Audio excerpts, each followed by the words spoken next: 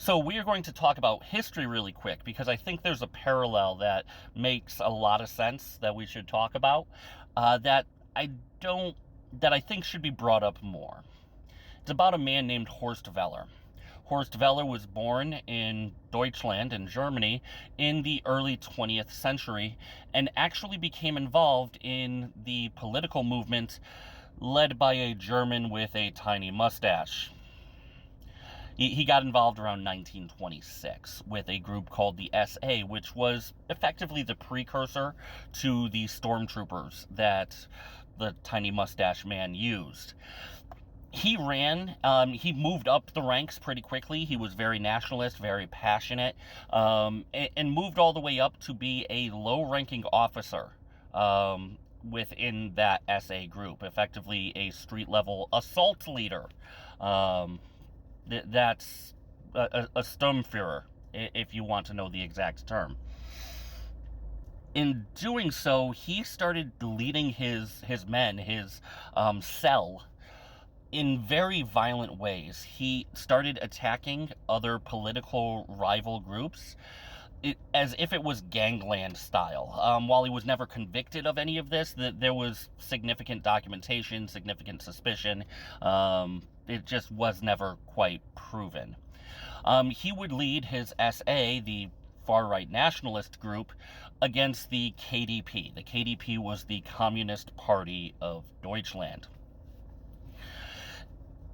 Again, up to a lot of violence, up to and including the unaliving of people. There was significant suspicion that he was involved with a lot of it or directly ordered men under his control to do it. This was until 1930.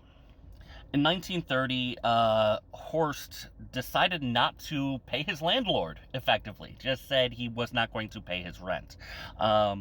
This was overheard by a member of the KDP named Hohler. Hohler found the location of Wessel and shot him in the head. Now, what the motivation was, it's not totally clear. There is a chance that it was purely politically motivated. There is a chance that it was somewhat gang tribalist motivated because of the way Wessel was running the SA in that area and attacking, using literally counter-terror was his term for it, against the KDP. There's also a story where Hohler was used to date Wessel's girlfriend, so there might be some personal touch to it. But no matter what, this sounded more personal than any massive conspiracy when you look at any of the details. But that's not the way that the propaganda turns it into.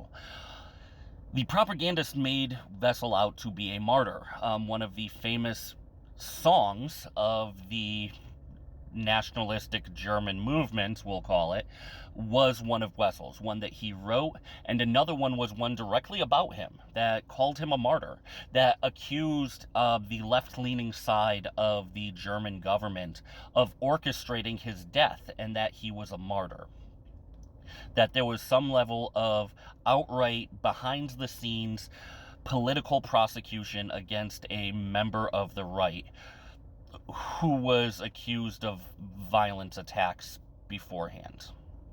Why do I bring this up? Trump is doing something very similar from a propaganda perspective regarding the January 6th hostages, as he calls them. These were men and women who instigated violence against their political rivals, namely people in the Capitol. These were men who we saw do it, that most people know did it, and were given punishment for it. Now, while they have not been murdered the way Wessel was, they do see that incarceration as a punishment, and they blame it on the deep state. Be careful of this. Be careful of allowing Trump to frame these people as hostages, as martyrs, because this is right out of the authoritarian playbook. This is Ginger Politics.